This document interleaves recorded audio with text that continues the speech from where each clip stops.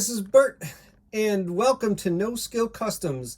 If you're a fan of my channel, you know that I love making dioramas to display my 3 3/4 inch Star Wars figures. And just today, I wrapped up my most recent diorama, which is my Endor one, which actually I had an Endor one for a long time, and I took it apart. So it's a redo. And so today, we're just going to check out my new Endor diorama, and I'm going to talk about all the parts.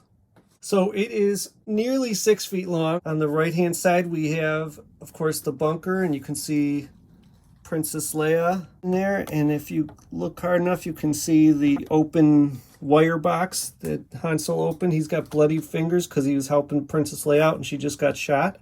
They're looking up over here at Chewbacca. He's in the AT-ST here, which I custom painted. I have a whole video about how I customized this bunker, the shield generator bunker here. I'm going to have to make another one because Hasbro is releasing a bigger, better bunker. It's a little more accurate to the movie. Okay, it's going to need a lot of painting still, though. It's not that perfect. There's a vintage collection trooper. We got a couple things going on over here with this log. First of all, there's a log on the right. Those are my cheering Ewoks. They're celebrating the fact that Chewbacca took over the AT-ST. So it's kind of a little bit later in the Endor battle scene. You can see a lot of customs here. I don't know how I made them. I went over them on my Obsessed Fan Customizes 25 Ewoks video. Although Tebow here is new. I did a Tebow on there, but not with his full hood. Mostly I just did a gray wash on the hood, add a little detail to his feathers. Now this group of 4, they're like the famous 4 Ewoks. Tebow, Poplu, Logray, and of course Wicket. And they're from this moment in the Battle of Endor when the Ewoks first arrive. And all our main character Ewoks here get a moment in the spotlight. Behind them you can see I've got a little force perspective going on. It's actually an Earl model kit and of an AT-ST. And I don't know where that biker scout is from. Probably from some sort of miniatures game. If you look between Logray and Poplu, also adding to the force perspective, there's a slightly bigger scaled stormtrooper back there, and he's from the Unleashed toy line. The backdrop is really just packaging from some toy or another. Not really sure which one, probably an AT-ST. All right, now we're at the other side of that log, same log actually. You'll see there is we have Grok on the right, and he's kind of the one in charge of the bowmen. And we have 3 Ewoks with bows. And that's another new custom that's not in my video. Kazak there. I kind of felt like I needed some Kazak representation. So this log here is just a hunk of wood that I found, I think, in my yard. And what I did was, since all the Ewoks, the peg holes for their feet, they're just way too shallow. So I drilled new peg holes in each of them. And yeah, that might have limited some of their ankle articulation, but I feel okay with it. I tried to drill there's like this kind of ring that connects their feet to their legs and makes them articulated. I tried to drill to one side or another of the ring when I could, but you know, it didn't always work. But I've never lost an Ewok foot yet, so I still do this. And then what I did was, because obviously there's not foot pegs on a hunk of wood, I went and took some wire and put that in the peg holes and then drilled corresponding holes in my log. You can see on the ground we've got some dead stormtroopers, and this guy who's actually a custom here. I'm going to go over that in my Imperial Drip video, where I go over the uniforms of the Imperials. It's coming out soon. There's another custom figure, just because they didn't really make figures like that. A lot of you are probably figuring out pretty much I just sculpted a new hat on the guy. There's a vintage collection, I think the Rogue One Stormtrooper here getting chased. We've got probably General Veers there, but we'll pretend it's someone else. Okay, behind him is George Lucas himself. I had to represent George Lucas. That was the only way I could think of naturally having the helmet off. So he's being bombarded by our Ewok in the sky here with the rocks. He's getting rocks dropped on him. In the foreground, what we were kind of looking past here, this is the biker scout who just got lassoed by Rabin, and I bumped him while I was filming there. So there's Rabin. I love that shot. Jumping out of the way. Oh yeah, and you might notice that's a different Rabin than the one I customized in my 25 Ewoks, because I had to use him somewhere else.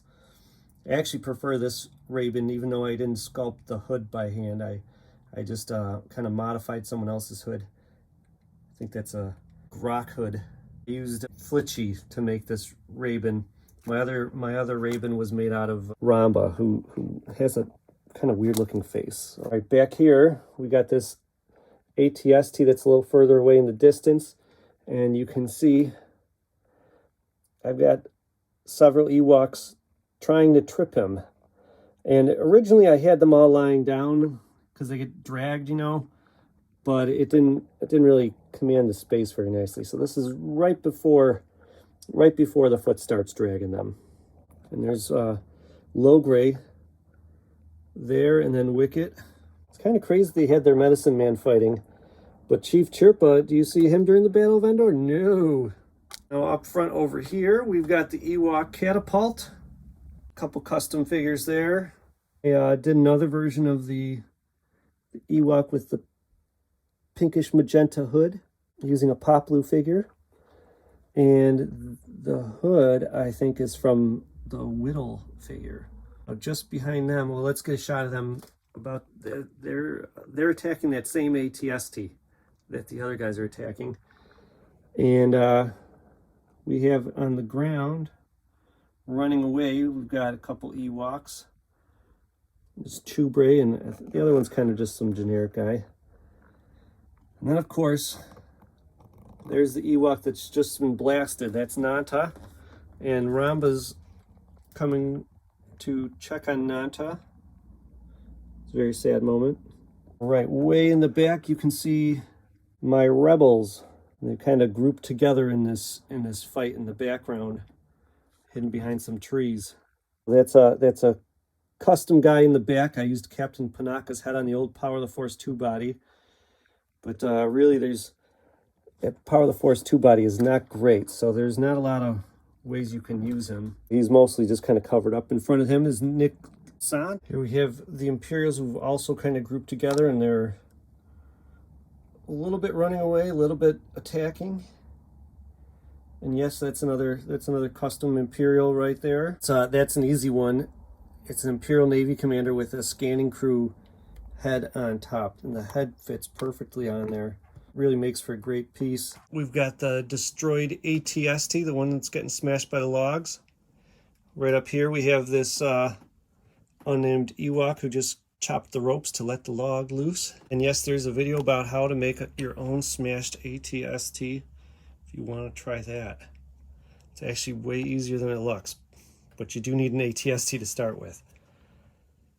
In the front, got a couple more Ewoks just kind of running away from everything. Continuing some classic moments from Return of the Jedi. Here's the speeder bike chase. You can see Luke is about to jump onto this dude's speeder bike while Leia's piloting.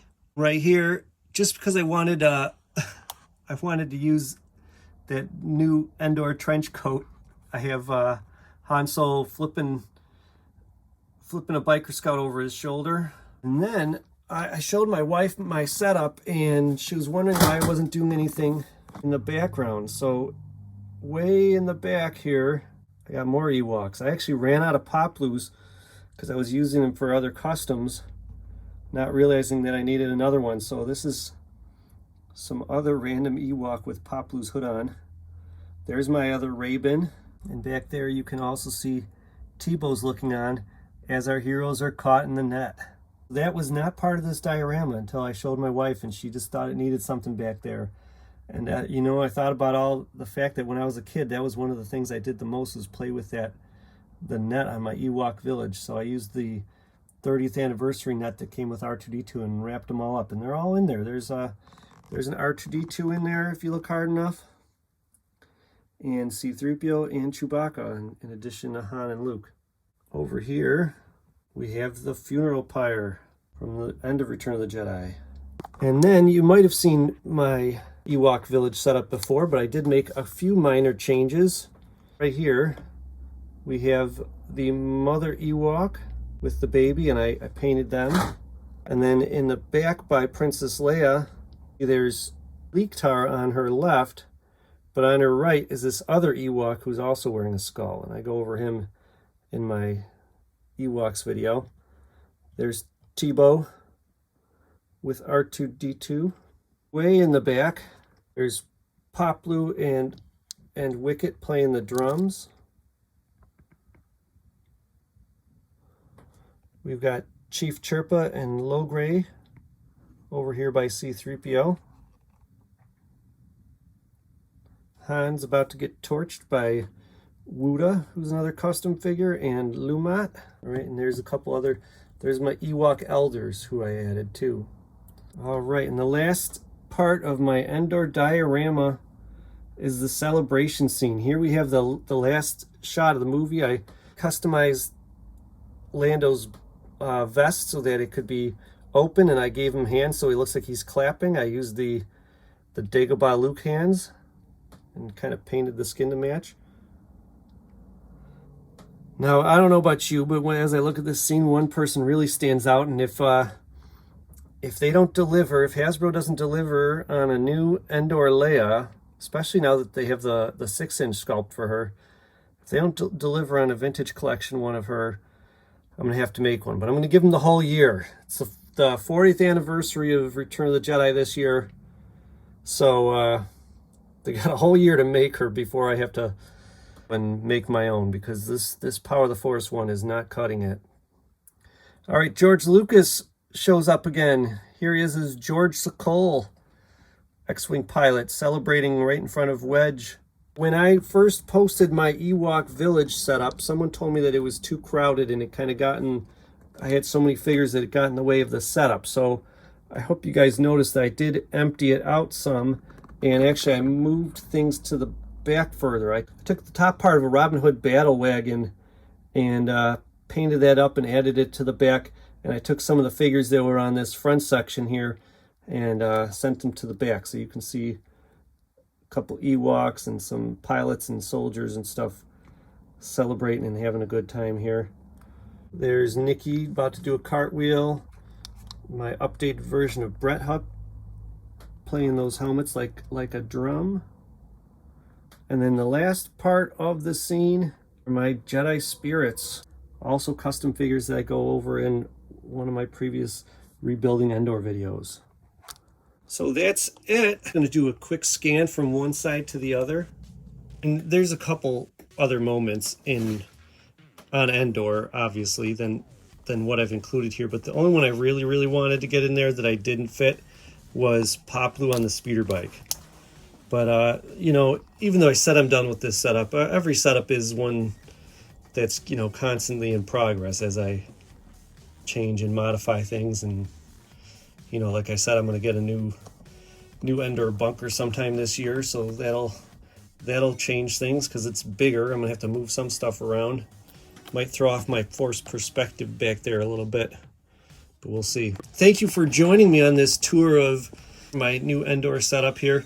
Stay tuned. Like I said, I'm going to go over all the Imperial uniforms in the original trilogy and talk about some of the subtle differences between them and the not so subtle differences. And, of course, which ones have action figures and which ones don't. This has been Bert.